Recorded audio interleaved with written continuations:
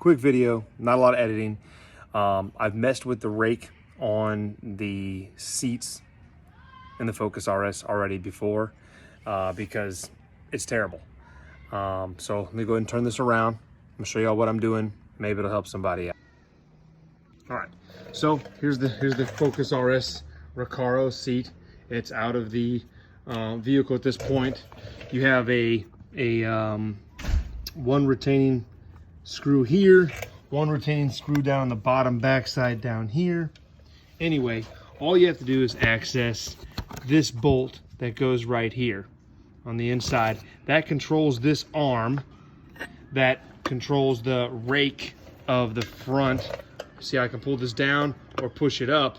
That's going to control how high or low the seat, the front of the seat sits, because the bucket pretty much stays the same all the time, the bucket right here, but then the incline of this seat, you know, it's just sitting up in my driver right now, so I can't really show it very well, but it's too high. I like to have more of a straight leg driving. I know a lot of other people do, so what I'm going to do here is I'm going to show you how to adjust that. All right, again, another overview. These bolts right here, it's a torque bit bolt. It goes inside the frame right here. It's easier to show on this side. It goes inside this frame right here up to that mount. So this little front arm is what holds the mounting bracket, which controls the rake of the front of the seat. So this bolt goes right up in here like this, and it holds that arm together. So previously what I did to fix the rake is, you can see I grinded off, if I get up closer here, I grinded that off so that the rake would have a little more, that arm would have a little more play, and I put it in a different hole. So normally it goes into this hole here. I got rid of that and I drilled a hole in the frame down here. So it gave me a little bit more, you know, length on the arm, so that it would close this gap. So before, like stock, it sits like this. Now it sits like that. I want it to sit like this, as far as up as I can get it, because the rake still isn't good. So what I'm going to do is I'm going to take this arm off. I'm going to drill new holes that make it shorter, and see, and then I'm going to have to grind off the outer edge, obviously. So I'll drill a new hole, and then I'll grind off the outer edge, and then I'll use this existing bolt, and we'll see if I can get this thing to go from here to here, and how that feels in the car. I hope this makes sense. I'll do another overview a little bit later. All right, just so we're all tracking here. So this is the part of the arm that mounts up to the actual seat, and this lower part here, that's the factory spot in which the arm mounts up to the bracket. What I've done is I've drilled a hole up above that. As you can see, this is already all cut out from before, when I made the adjustment of keeping the, you know, the original or the stock hole, but then I cut into the actual bracket lower. So now I have a new hole that I'm going to cut this off, kind of like this one is here. I've cut it off, and then obviously let me run over here real quick.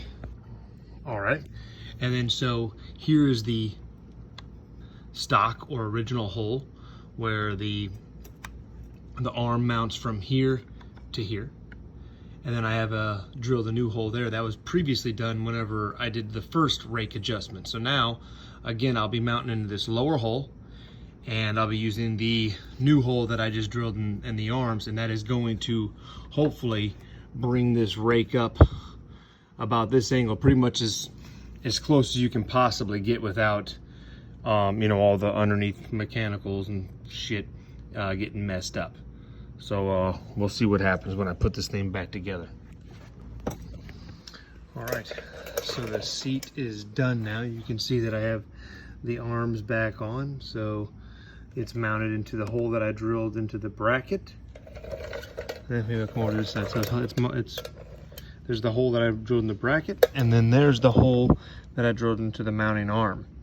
You know, so I've taken off a good, you know, inch and a half, which really makes a difference at this angle. I have it, and there's about 1 or 2 pumps. You can tell how many pumps you have it up, like, so that would be the very bottom. So that's 1, 2, 3, because you have to give a little bit of gap here, otherwise this won't slide. Also, on that, with your little slider here, in order for this actuator to work, I had to bend this piece down a little bit, because otherwise there wasn't enough clearance between the lip of the front of the seat and that to actually make the distance. So I bent this way, you know, down towards the bottom, and now when I pull it up, it still pulls those pins and I can still slide the seat. So far you can see how close the frame is now to the seat, which is going to, you know, take that rake down like this, and hopefully once I sit in it, it'll be much better. But like I said, you can see the factory gap and the gap that I currently have here, which will, you know, get my legs the same distance down as my butt. All right, we're back in the RS. Just want to go ahead and show the final version of the rake adjustment here.